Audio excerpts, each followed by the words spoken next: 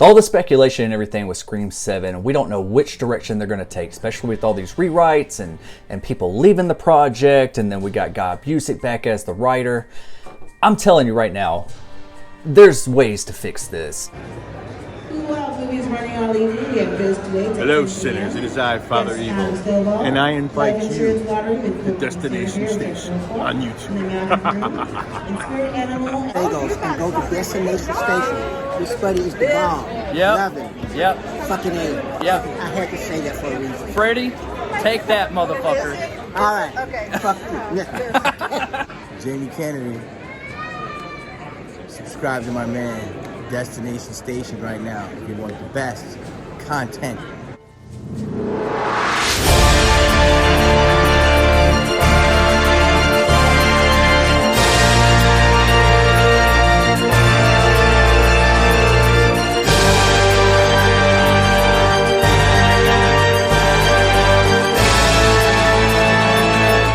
What's up? Welcome to Destination Station. As always, I'm Destin. Thank you for clicking on this video. Subscribe to Destination Station if you want Scream, Halloween, and everything in between. And every town has an Elm Street and all roads lead to Woodsboro. So, also follow me on all my socials and consider becoming a member. I do members only Mondays, and we do special content over there and everything. So yeah, stick around for a little bit, become a subscriber, and if you like what I'm doing here, become a member as well to get a little bit of extra, jazz. Also, I just launched a gaming channel, so that link will be down in the description below as well. So Let me get to the damn fucking part. with all that out of the way, we're talking about Scream 7 today, and there hasn't been much news lately, especially since we've heard that Christopher Landon, the director, has dropped out, and we also got Guy Busick back in the writing room, and we all know, well, most of us know, that Guy Busick is more of the fan of the writers between him and James Vanderbilt, excuse me. And with Guy being back on board, it makes me happy that he's here because he's always been a fan of this franchise, and he is more in line with the everyday fans of like what he wants in the script. So it makes me think that maybe they're bringing him back because they know that he's more in touch with the fans. And with this, the way to fix this entire situation, this whole clusterfuck of a situation that we got going on here, for one, get rid of Gary Barber. That would be fantastic, but they probably won't do that. But I think it's time. I think it's time that what we've all been waiting for. We've done the Carpenter sisters storyline. We can still have Chad and Mindy in the film, okay?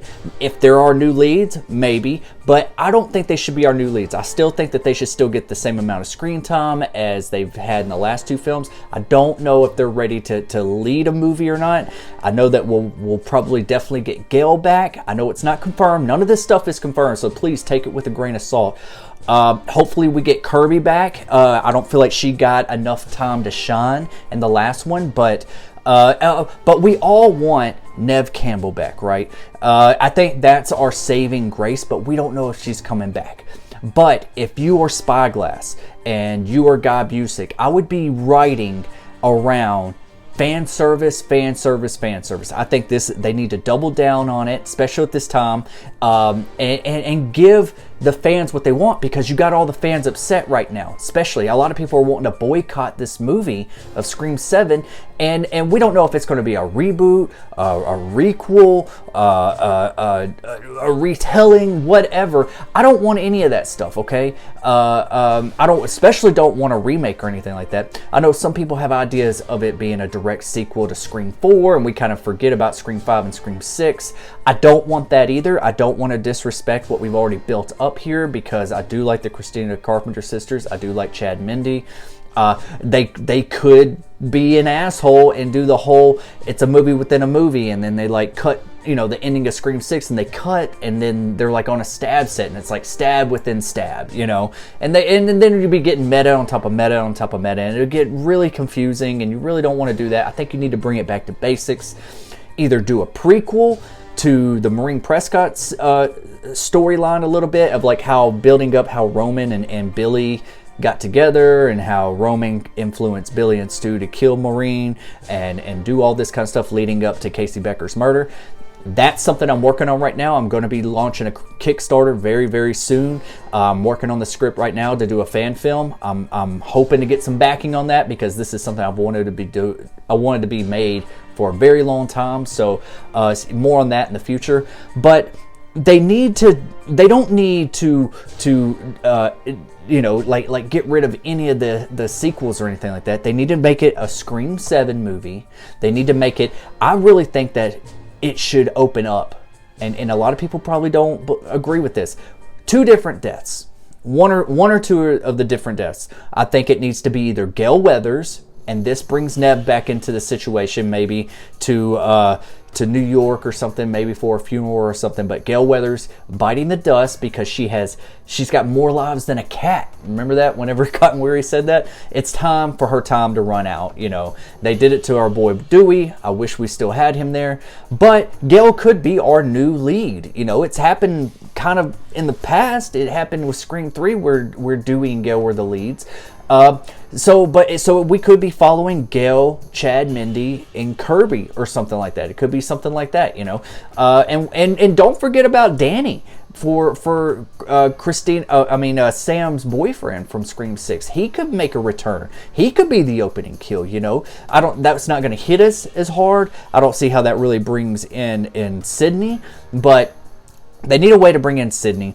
And if this is going to be following like Scream 5 and Scream 6, how Scream 5 mirrored Scream 1, Scream 6 mirrored Scream 2. We're all assuming that Scream 7's going to mirror Scream 3 in some capacity. And I really, a lot of people don't want to go back to Woodsboro. I think it's okay to do Woodsboro. I think blend the two. Put a stab universe, put like a stab film being filmed in the town of Woodsboro, so we get the best of both worlds. So we still got like that Hollywood vibe, but we're in the town of Woodsboro. We could see some original locations of some death scenes. That could be a part of the film, or we could have it like a documentary crew. I think that would be awesome. But to get the crew back to Woodsboro, especially Sydney and Gale and everybody. Gale, I can see her running wherever there's a death. She could be running. Some people have speculated that she's the leader of this whole entire Ghostface cult. That would be nuts. I don't think they're going to go that route, but it would still make sense if they did do that, just by the way that she profits off of all of this madness, all the murders and everything. So, she started becoming a little bit disliking at the beginning of Scream 6, but then she builds our trust again by the end of it. And so I think in Scream 7, I think that just to knock it out the park, I think you should make her the opening kill.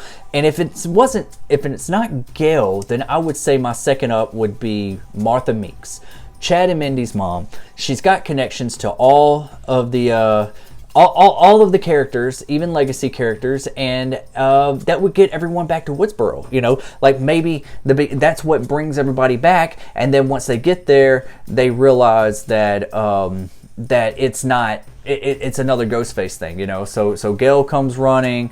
And then maybe, Sydney's like, I'm not coming there or whatever. And then Gale gets killed. Like maybe she's like the second or third. Maybe she's the Judy Hicks of this one, where it's like, oh, well, she's going to live a little bit, but then she dies. Or she's the Dewey of this film. If you don't want to do an opening kill, what if they could kill Martha and then right after kill Gale, for her running back down there and she ran into her death. But I think that would be something they should really work on, is just doing some really big fan service. I really think they should do some flashbacks too to the original films, the first trilogy, and kind of tie some stuff together. I'd like to see like some flashbacks of how things played out, how killers even set up certain kills, like how Saw did. They always did those flashbacks and showed how Jigsaw or The Apprentice like setting up stuff. You don't have to go too much into it like those movies do, but just a little bit, And I think that it'd be great to have Mark Kincaid back. Have Mark saying, you're not going alone this time with me. And he comes along. And they leave their kids with a nanny or Mark's family or something like that. We're not going to bring the kids. So I think that would be smart. Also, a lot of people are saying that like Sydney's dad is dead. But in canon, he's not dead. He was supposed to die, but they cut that from Scream 4. But that could also bring Sidney back. What if we brought Neil Prescott back and he was killed, and that brought Sidney back for a funeral or something? That would definitely get her back to Woodsboro. But it would also like raise questions like, why hasn't she visited her dad in Woodsboro the last couple times she's been there, you know? So why has he been absent? They'd have to explain that. Maybe he just recently moved back and then he gets killed or something. You know, there's ways to write around it. It's not a hard task to do that. You know, you just don't want it to be lazy writing. You want it to make sense and feel fresh. Also, I think it would be cool to have the cameraman Joel accompany Gail down to Woodsboro with her. This is kind of what I wanted with Scream 5, and I was hoping to get with Scream 6, and I think that would really work. And then, like, even if we go back to that Stu Macher house, they could right the wrongs from Scream 5 and Scream 6, and we could get Stu Macher back. Everybody, mostly, some people don't want Stu Macher back, but for the most part, they do. And Matthew Lillard has went on record and stated several times, and I've even met the guy at conventions and stuff. He wants to be back in this franchise. He doesn't even believe the character's dead. He thinks he should come back. He's also in Five Nights at Freddy's. That was highly successful, and he's even told Jason Blum over at Blumhouse that he wants to be a part of this world because he feels like he shines in horror. And I think that he would shine the biggest star of all if he just brings his presence back to the Scream franchise. Also, what would be a big surprise is that they could get Kevin Williamson back to write this script. You know, get Guy Busick, you know, like James Vanderbilt, no disrespect, but you know what? You can let him sit out this one. Let Guy Busick and Kevin Williamson come up with something special. Bring Stu back, bring Joel back, bring Neve Campbell back, bring Kirby back.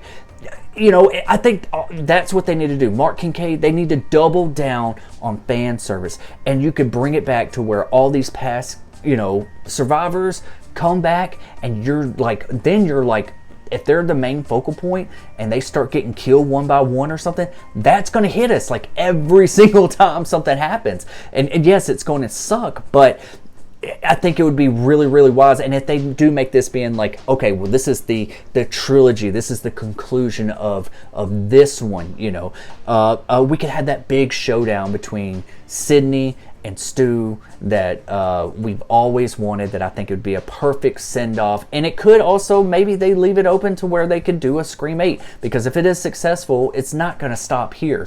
But I think that they need to do something to where they bring back Sidney and they end this correctly. They make the mastermind feel good, feel better than what Roman was in Scream 3. No disrespect, but I just want to see what I want to see. You ever feel like that? It's like, why won't you just do or write what you should write? It's so easy to do this. If they are going to do fan service in any horror franchise, it's this one. It worked for Marvel. It'll work for the horror community, and it especially worked for Scream. Scream is the perfect playground to do a lot of fan service and show respect to Wes Craven, because it's not going to ever live up to what he could bring to the screen. So do your own thing, but make it fresh and double down on fan service. You got to play it safe. This is the time for Spyglass to play it safe, to get in good graces with its fans.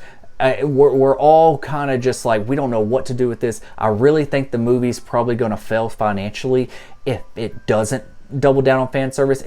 If it's like new characters and Neve Campbell's not there, and we don't have any legacy characters really, and we only see a glimpse of Gail and Chad and Mindy and maybe a little bit of Kirby or something like that, I don't think that's going to be enough to get us in the seats. But if we see returning characters like Joel, or we hear something about mentioning Stu Macher, you know, in the trailer, we don't want to see him, or if we see Mark Kincaid back, which he was just recently in Thanksgiving, which was a big surprise. That was a great slasher.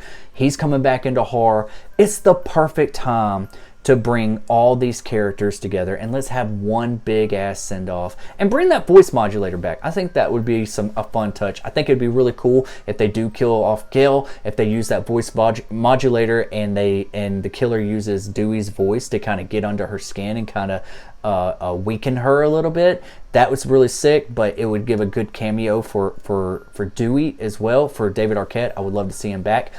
If all this fails and they don't do that, maybe they should just do like a requel idea and do a direct sequel to Scream 4. That means our beloved Dewey is still alive. They could do that and they could just do a different timeline. But we're going to be starting to copy, you know, the Halloween franchise the way they do that. I don't know if I want different timelines in my movies, but they could just call that like the Carpenter Chronicles, you know, with Scream 5 and Scream 6.